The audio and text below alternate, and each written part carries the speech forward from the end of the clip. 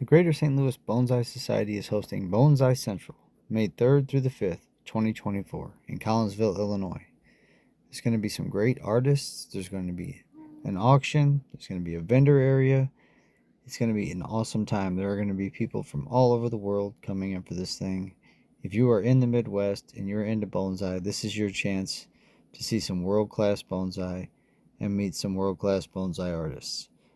This is going to be an event not to be missed in the bonsai world.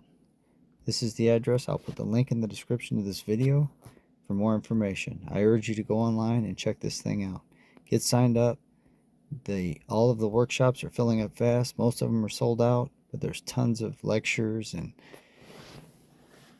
tours and seminars and everything else going on that you don't want to miss out on.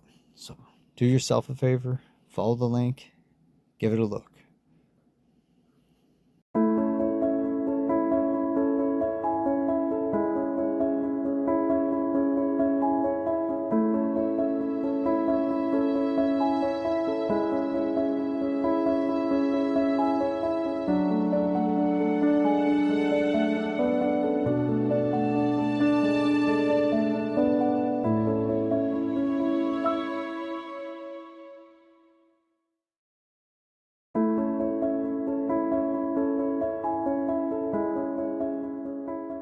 Display a tree at a show.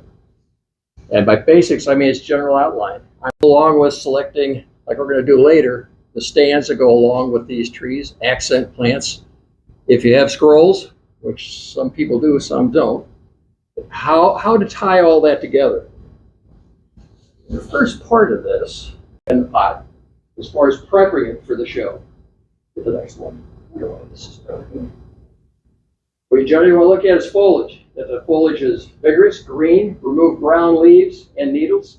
So you want to look at the general condition of the tree. That's one thing these judges really look closely at, is the condition of the tree. So if you have a tree that, what's this one? Yeah, that basically maybe over here it has a little bit of a dead branch, don't leave it in unless it messes up the total composition of the tree. The next thing is branches. Sorry, back up.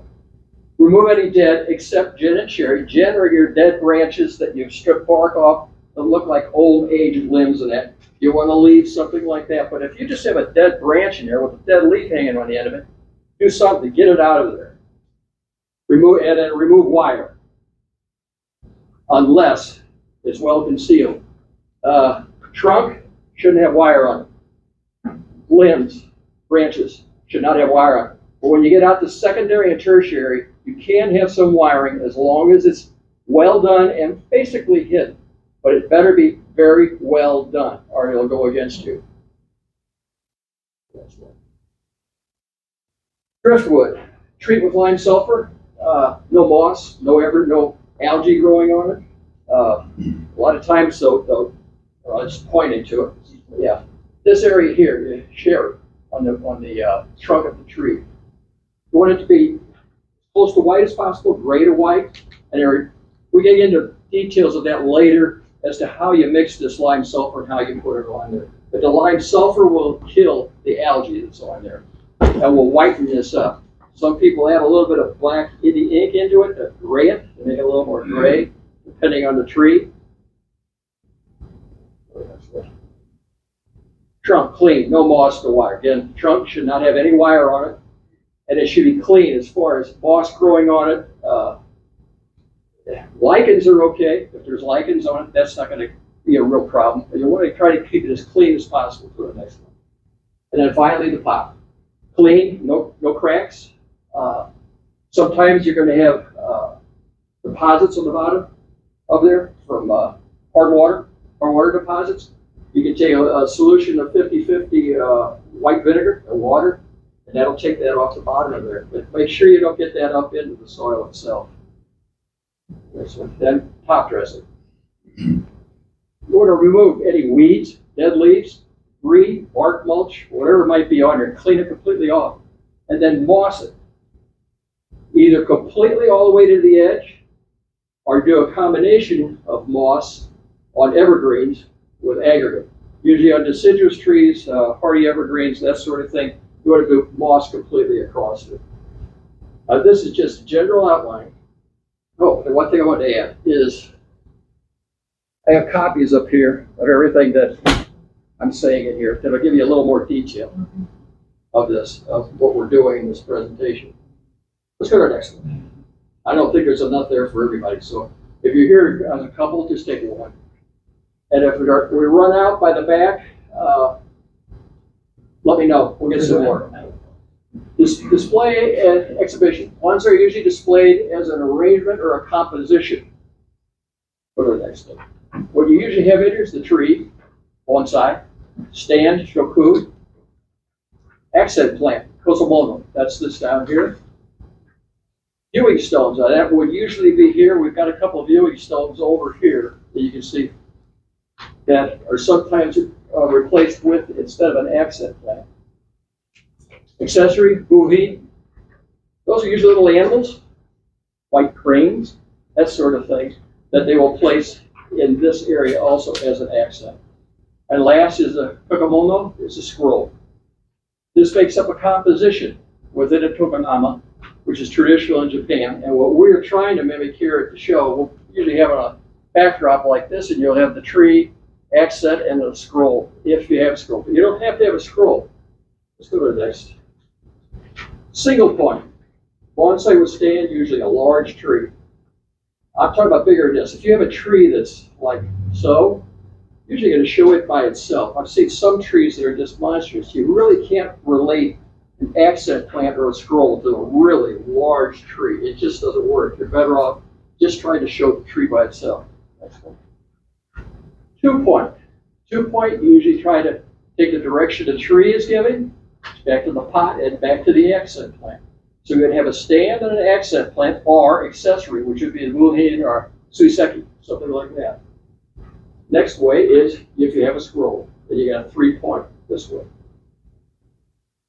One side, stand, accessory, or scroll. Go to the next one. Now,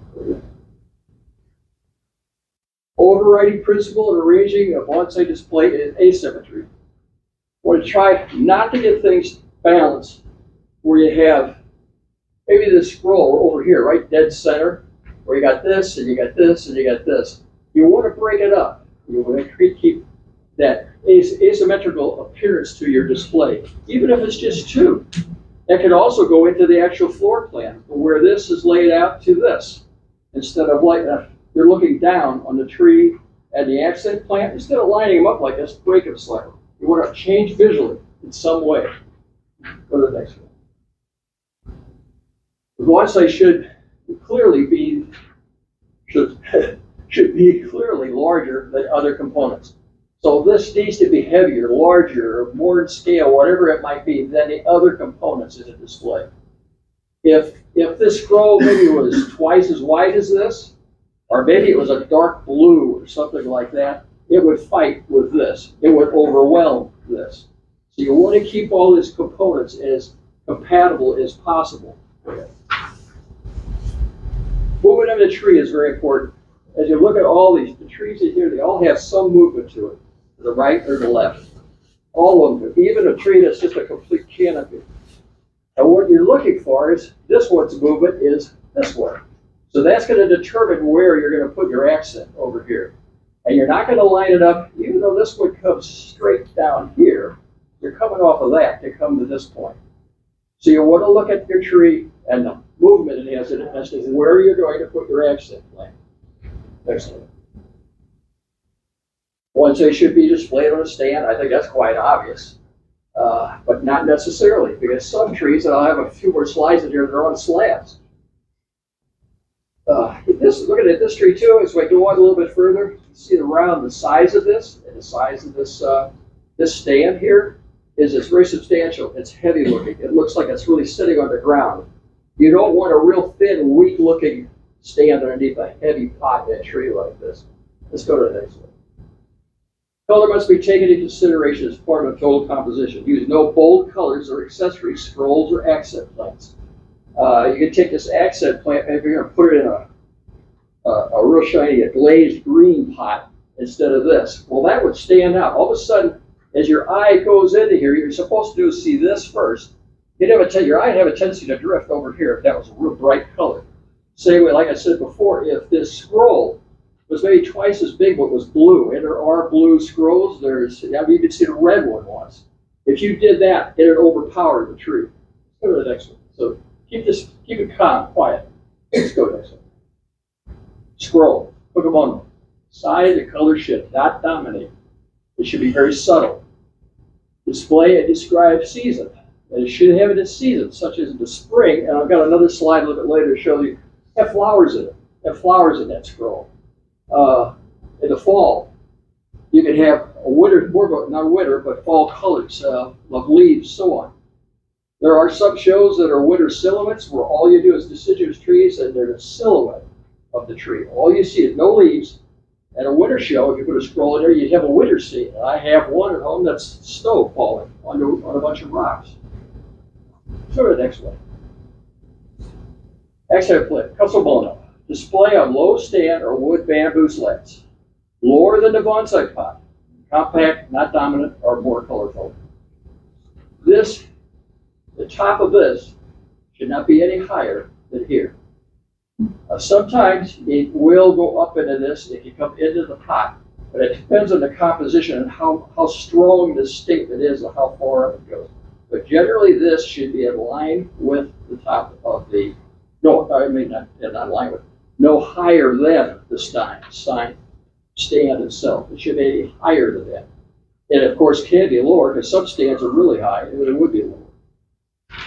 And they could be wood slats.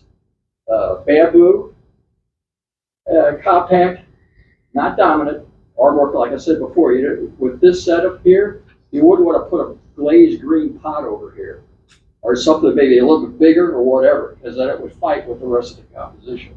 Let's go to the next one. Stand, shoku. Low table slab, except for cascade, and I'll get into that in a few minutes. Stand width, 1/3 to 2/3 larger than the length of the pot.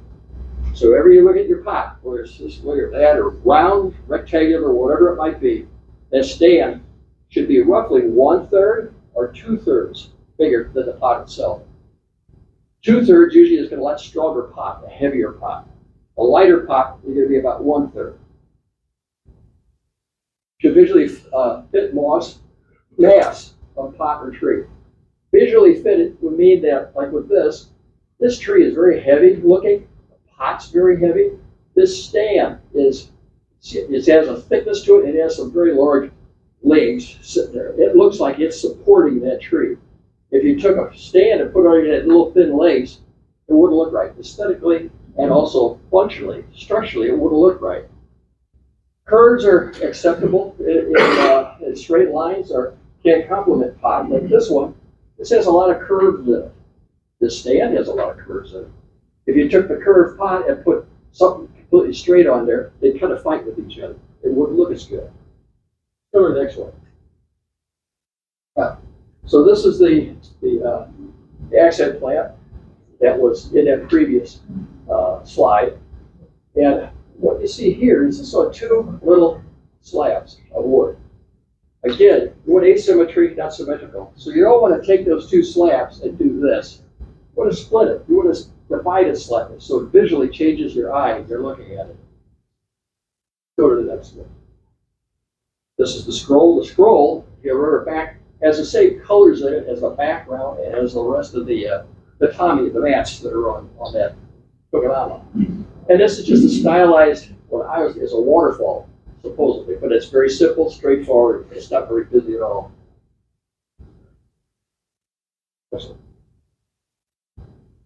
Here's another tree, a viewing stone. Suiseki. Stone can be placed in a ceramic tray or suiban, and I'll get to that in a minute. Or bamboo mat, wood board, or flat table. Color of viewing stone should be compatible and in harmony with the bonsai. Stone should have less mass than the bonsai. So this is a 3-point, but it's all level. It's all down here on the tatami, on this back down here. And the way it's a 3-point is you got this sitting here, this comes back, and this comes forward. So again, they're not all lined up, they're staggered. So that breaks visually what you're looking at. This tree is a semi-cascade. If you take this tree and sit it, even though it's a large pot, and sit it down here, it's not going to look right. It's going to look like it's dragging the ground. It doesn't fit in with the rest of it. So this tree can go up onto a table with a little bit longer legs to it, and a little bit larger base to it. Again, this base is probably 2/3 bigger than the base of this pot. And then there is an accent plant over here. Oh, and the rock itself, I've got a couple of them over here. If you took this is like a dark brown, you'll see it in a minute. If you took some of them a real light gray, real light color, if you put one, there's dark brown. If you did the same thing in a light gray, it would stand out. It would fight with the rest of the display. That would, or here, if this was white, your eye would go from here to here. You wouldn't look at this first, you'd see that first. Go to that next slide. Usually go that way. Usually the suiseki is on a diaza. It's a wood platform. And you don't want to take that though and just sit it right on the mat or on the tabletop. You want to sit it also onto a small platform of some kind of wood. Or next one. And then here, this is a suiband. This rock with this bird in it was the accent plant. Suiband is anywhere from that big to this big. It's about that deep. Has no holes in it. So it's usually used for water features. To put water in here to make it look like there's a mountain or rock popping up out of the ocean or something like that. You then sit that onto either bamboo or onto a wood slab. I don't think we have anything like that here. Here's a tree that's very, very long, very vertical in its appearance. Its pot is very vertical, but yet it has a lot of growth. It's heavy at the top of this. So it has a scroll that's a lot bigger. And instead of placing this scroll over here, place it here and let it bury partially back behind the growing portion of the plant. Again, it's very vertical, very horizontal, so it has a very thin platform to stand that it's sitting on, even though it is a very heavy looking tree. And over here, that is the accent. Again, motion is pointing down here, here, over there, the back here again. Put it right at the bottom of that. This one. Next. Here's a suiband. They put this rock in this sand. I just got this. Personally, I don't like it, but that's somebody did. And well, matter of fact, this tree was at a show that won, so I guess they know about more than I do. But I just don't care. For some reason, I feel like this rock should be more the color of the sand. But it's supposed to look like a beach with a rock, and then here's the water, and then it's sitting on a mat. Right, next one. And then this is that the scroll that was behind there. Again, all the colors are very muted, tied in to the rest of the wall and the rest of the display. And it's a very simple part. Let's go back. See how this is gray? Go back. There.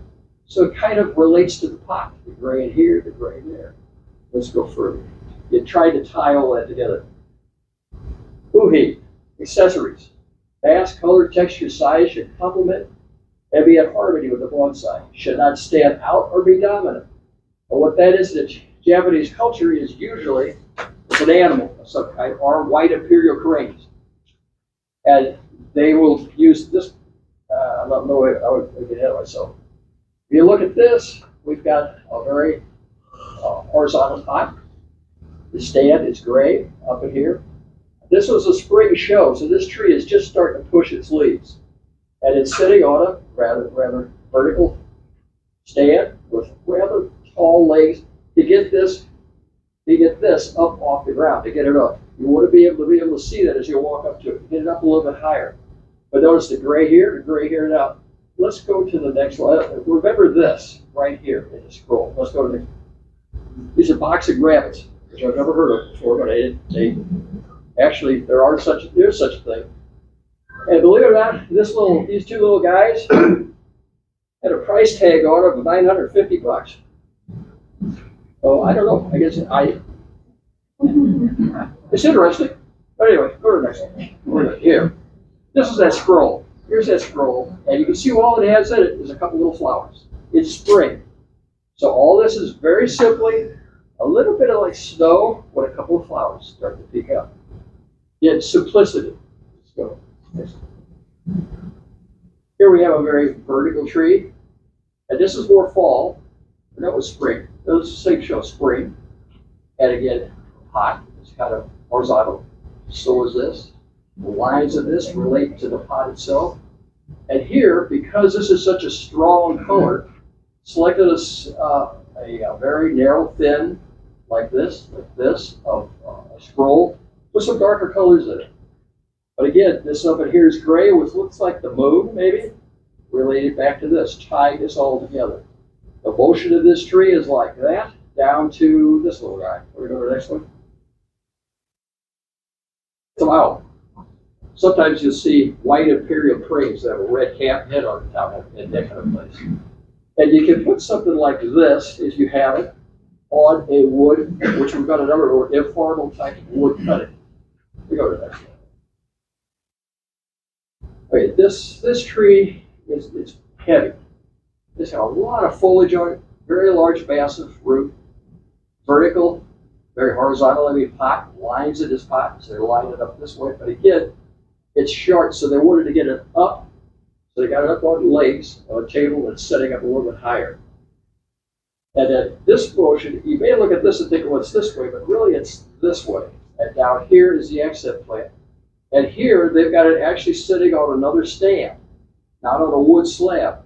If you're going to set the accent plant, the Kosovo, on a actual table, it cannot, you do not want it to match this. In other words, they do want to come up with a little small scale one. It kind of has to be something different in design than the other one. And in wood, too. It should be a little bit different, but not stand out. Let's go to the next one. This is a buttonwood, and you can see this is heavy. The tree itself, everything about it is very heavy. The lines of the pot. This stand looks very heavy on substantial legs. You don't see these little fine lines running through underneath it.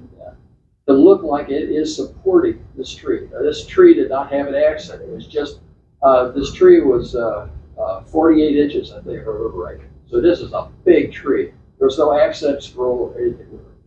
Or the next one. Here we have a tree that's not even on a stand. It's in a folded, what looks like stone tray. And the lines of this tree and the motion's like this. Going this way, like this, so it's pointing down to here. The accent is here, the accent's sitting on this little round wood tablet. And here, the accent plant is about level with the pot. But you have these little flower spikes that are coming up. They're higher than the pot. That you can do as long as it doesn't become too overwhelming, too strong. If these had big red flowers on the end of it up here, then it would fight with the rest of the tree. And then this tree is just simply set on a tatami on a small mat, and that was it. Yeah. The Japanese maple, rather heavy, a large pot. And again, if you took this and sat it on the ground, you would be able to view it. You'd only, if the ground level was here, or level with the table, you would be able to see this, so you want to get it up in the air. This table really does fit in its curved lines with this. It looks substantial enough and heavy enough to support this pot and that tree. Here, the motion is here, and all they have down here is a bamboo and a little wood, stone slab with a stone bowl with water in it. Doesn't even have an accent plant, which is another thing you can do. Sure, next one. Here is larch, I think it is. I think it's a larch. And a round pot sitting on just a wood slab. If you took this and put it up on a table, and it looked like it's going to fall, it looked weak, no matter what kind of table or what you put this on. So it should sit flat on the table. And this was about 36 inches, right? Something like that. It's a big tree, so that's why it's sitting on the table. Makes it look like it's grounded. Go to the next one. Okay, here's, I think it's a Campiciferous. I have a hard time saying it. But again, a lot of motion, a lot of activity and things going on in this tree. And the pot is very horizontal. And this is a Sarah Rayner pot, for some of you if you know who she is. And it's sitting on a table that has horizontal lines, and it has a fairly substantial leg. It's not a fine leg. It sits like this. It makes it look structurally like it's going to hold that tree up. And then it drops off to the accent plant, which is down here. And then notice the pot is completely different. That's the other thing. In all these, don't ever try to match up. If you had this as your pot for the tree, and you had another one exactly like it, but it was small, don't do that. You want to come with a counterform. You want to come with something a little bit different that would complement this, but not overpower it. Go ahead. Here you go. Here's something fun. This was Nick Lentz who did the tray and the stand, and he created this thing, whatever it is. It was at the Fourth World Competition in Washington, D.C. in 2005. And they had an award there for most creative. So the next two are most creative. But if you look at this still, what he's done with this, it slopes to here. The motion of the tree goes this way. He's left more room here than back here so that it looks like it's sitting right on top of this stand. This little guy, though, was over here, but they pushed him in so it worked into the composition of the 2-point composition. Interesting tree, interesting pot, and it won the award for creativity at the world competition. The next one. This is another one of his. And this is a serratum pot, but with this, yeah, I can't tell. I don't know what that is. But again, round pot. This table is square. It has one color on the top, white on the side, and it has this table here. This mass, this space in here, where he described it, relates to this. That makes it look like it supports this whole area. This thing here has a little piece of grass sticking out of it, and it was over here when they did it. Then there's some examples of some things you can do if you want to be creative. Now, in our show coming up, I don't know how well over that, unless you had a category for that, I don't think it'd go over very well.